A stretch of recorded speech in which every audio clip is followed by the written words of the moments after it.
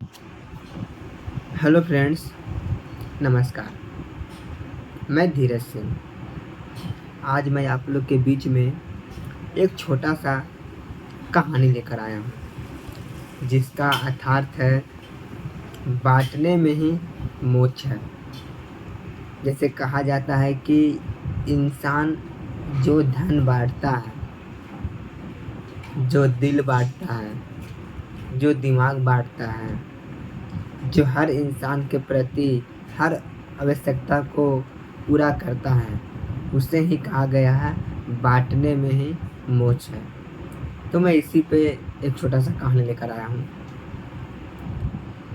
आज के डेट में या पहले के डेट में लोग पहले अपने परिवार को देखते हैं कि हम अपने बेटे को, बेटियों को कैसे पढ़ाएं, कैसे आगे बढ़ाएं, कैसे छुपा कर उसे अच्छे अच्छे पकवान खिलाएं, कैसे एक दूसरे के प्रति अपने बच्चों को समाज से हटाकर उसे अलग बुद्धि विवेक दें। ऐसे लोग सोचते भी थे और आज भी सोचते हैं। ऐसा नहीं है कि आज भी लोग नहीं सोचते, पहले भी सोचते थे।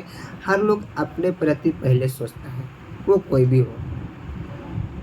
अक्सर बहुत कम ही लोग मिलेंगे जो दूसरे के प्रति सोचते हैं, दूसरे के प्रति उनकी भावना होती है हर काम को लेकर, हर इच्छा को लेकर, हर उनके ज़रूरतमंद को लेकर कि वो इंसान को क्या ज़रूरत है, वो इंसान को क्या चीज़ की आवश्यकता है। बहुत कम लोग ही ऐसे मिलते हैं दूसरे के प्रति सोचने के लिए।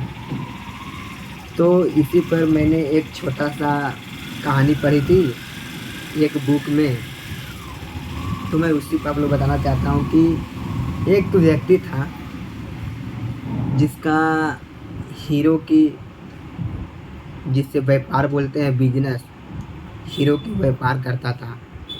उसके कंपनी में 6000 लोग काम करते थे। वो 6000 लोग को अपने जैसा ही रखता था। जैसे वो रहते थे वैसे ही 6000 जो उनके कंपनी में लोग काम करते थे उनको भी वैसा ही रखते थे। उनके यहाँ रेगुलर रोज़ 6000 लोग का भोजन बनता था। 6000 लोग का भोजन बनता था और 6000 लोग के साथ वो भोजन करते थे साथ में बैठकर। वो प्रतिदिन जो सफ़ेद धन होता है, वो कोई काला धन का बिजनेस नहीं करते थे, व्यापार नहीं करते थे। उनका जो व्यापार होता था एकदम सफ़ेद, कोई मिलावटी नहीं। नियम कानून से कमाना है और नियम कानून से खाना है। तो वो प्रतिदिन 6 से 5 लाख रुपया मंदिरों में, गरीबों में दान करते थे। तो इसी तरह वो कोई भी जब फेस्टिवल आता था, कोई जब पर्व आता था, तो सभी कर्मचारी को एक जैसा ही कपड़ा पहनाते थे।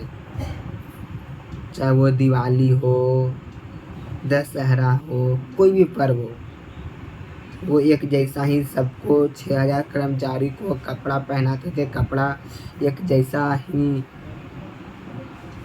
लेकर देते थे और अपने भी वैसा ही पहनते थे। चाहे वो गरीब हो, चाहे वो कोई भी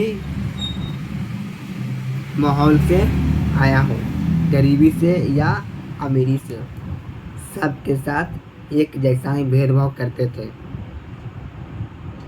हर पर्व में उनके साथ घूमना फिरना, एक जैसे कपड़ा पहनना उनको पसंद था। उनको ऐसा नहीं लगता था कि अगला को महसूस ना हो कि हमें कोई इस दुनिया में, इस धरती पे कोई वैल्यू नहीं है, कोई इज्जत नहीं है। ऐसा वो किसी के प्रति नहीं करते थे। देखते हैं आज के डेट में इंसान अगर गरीब होता है तो उनमें लोग सटना नहीं चाहते हैं, उनसे लोग बात नहीं करना चाहते हैं कि वो कपड़ा ख़राब पहना हुआ है, तो वो बदबू दे रहा है, तो वो उसका रहन सहन अच्छा नहीं है। लेकिन उनको में ये चीज़ ऐसा नहीं था। वो साथ में खाना भी खाते थे। सब कर्मचारी को एक जैसे कपड़े जो अपने पहनते थे, जो उन लोग को ही पहनाते थे, जो अपने खाते थे, जो उन लोग को भी खिलाते थे। रेगुलर प्रतिदिन उसके उनके जो व्यापार का जो धंधा था, उनके कंपनी में 6,000 लोग काम करते थे और 6,000 लोगों का उनके घर में रोज़ प्रतिदिन खाना बनता था और उन लोग सभी लोग साथ में भोजन करते थे। ऐसा उनका एक विशेषता था। ऐसा एक उन लोगों के साथ रहन सहन की भावनाएं जो भावन ये उत्पन्न होती है ना मन में, एक इच्छाएं, एक अच्छा धर्म करना लोगों के प्रति, उनमें ऐसा था। तो देखिए, हमें इस कहानी से यही सीख मिलता है कि उनके पास से उतना था तो वो कर रहे थे। चलिए, ये बात सही है, ये बात हम मानते हैं। लेकिन हर इंसान के प्रति जितना हो उतना में ही लोगों में भेदभाव नहीं करें।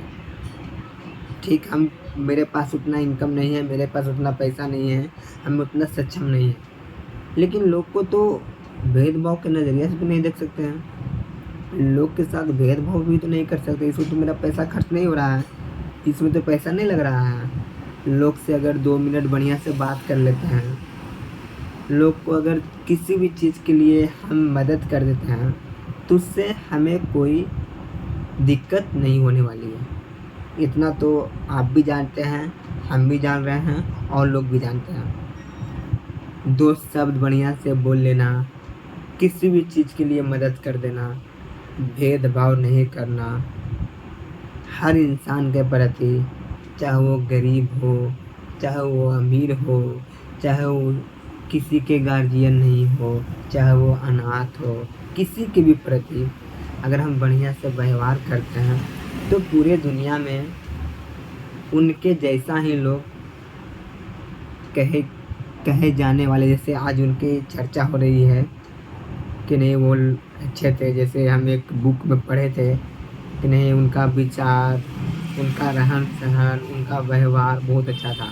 तो इसी तरह हर लोग में अगर ये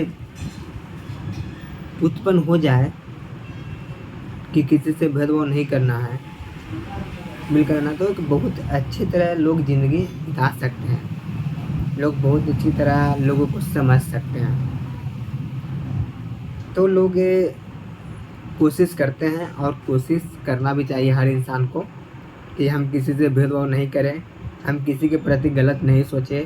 हम अगर गलत नहीं सोचते हैं तो गलत करें भी नहीं, अगर गलत नहीं करते हैं तो गलत सोचे भी नहीं। अगर हम उनको नहीं मदद करना चाहते हैं तो उनको हम दिक्कत भी नहीं दें। बस अगर वो हमसे भैया बोल रहे हैं तो मेरा ही फ़र्ज़ बनता है कि नहीं बाबू बोलना। अगर वो इंसान को हम मदद नहीं कर रहे हैं, अगर वो इंसान हमको कुछ नहीं बोल रहा है, तो मेरा ही फ़र्ज़ नहीं बनता कि हम वो इंसान को गाली दें। नहीं, सबके प्रति नियम है, कानून है, सबके प्रति सोचने की क्षमता है, सबके प्रति बोलने का हक है, सबके प्रति लोग एक दूसरे के प्रति सोच सकते हैं, बोल सकते हैं। ऐसा इंसान को करना चाहिए और हमें भी लगता है कि नहीं, इंसान को मिलजुल कर रहना चाहिए। तो उसी कहानी से हमें यह सीख मिलती है कि हर इंसान के प्रति थोड़ा बहुत तो जो हमारी भूमिकाएँ होती है, जो हमारा कर्तव्य होता है, वो करना चाहिए, चाहे वो किसी भी प्रति हो। तो अगर ये हमारा कहानी आप लोग को अच्छी लगे तो कमेंट बॉक्स में ज़रूर बोलिएगा। धन्यवाद।